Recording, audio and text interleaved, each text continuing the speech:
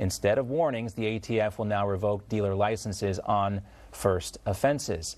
Let's welcome in now a spokesperson for the Gun Owners of America, Antonia Okafor-Cover. Antonia, great to see you again. Great to see you. All right, so, again, what we see here, the ATF going after licensed gun dealers, the real issue, Antonio, seems to be with people using handguns on streets like Chicago and New York. These are people who don't, go through the permitting process to get these handguns. These are not law-abiding citizens. So will the Biden administration's attempts to go after legal gun owners and legal gun dealers do anything to combat the violence we're seeing in places like Chicago?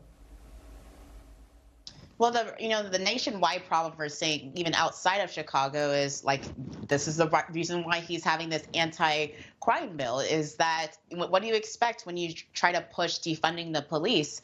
The whole anti-gun left, which is really pushing this agenda, is saying, look, Biden, I know that you've said that you're not going to, quote unquote, defund the police, but we've been doing this as an agenda, as a focus for at least the last year now. So, of course, crime is going to spike.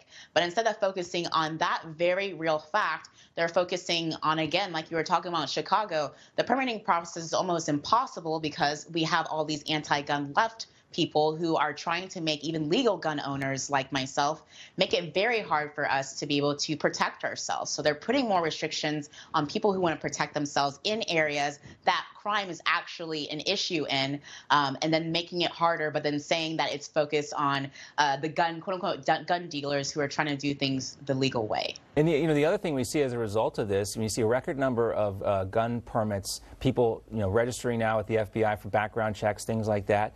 You see spiking gun sales, and you see more and more states now, Antonio, going to constitutional carry, which requires no approval from the government to actually have the right to carry your weapon. And so that is the other side of this story, and I think we're going to see a continuation of this in states where the Second Amendment is respected. You're going to see more laws in favor of gun owners, and in other places you're going to see gun laws perhaps that are against the Second Amendment.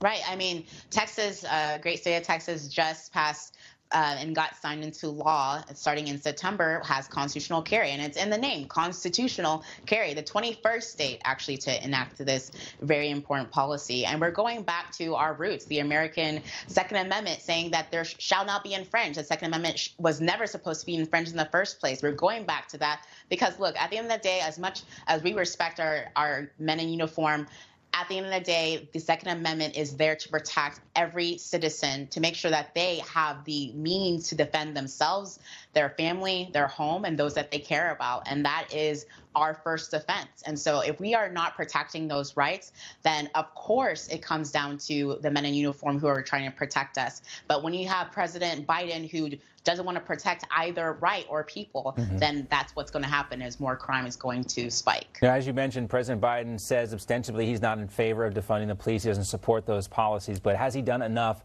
to actively, speak out against those who do? Is he being too, cute with his politics on that front? Well, we'll see what he has to say later today. Antonia, great to see you again. As always, we look forward to our next conversation. Thank you.